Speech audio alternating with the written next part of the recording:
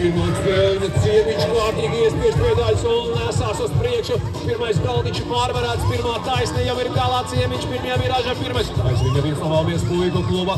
Šķiet Freivelts šobrīd otrajā pozīcijā un Tukumā. Kamberis trešajā vietā. Otrajā virāžā sportisti. Cīņa turpinās ceturtajā vietā Daniels Anskīns. Tikai ceturtajā pozīcijā, bet viņam vēl iespēja pakāpties. Vai viņš to spēs? Trešā virāža nāk ārā joprojām Ciemiņš pie sevis mājās. Vadībā ir pārliecinoša cīņa. Anskīns kāpjas augšu. No ceturtās viņš jau ir tečs atstāja Tukumēkais sevis, bet viņam apetīti nevar rodās braucot. Viņš vēl mēģinās šķiet arī Valmies puiku klubu Ciemiņš vadībā. Anskīns beigās otrais un trešais 3-2-3.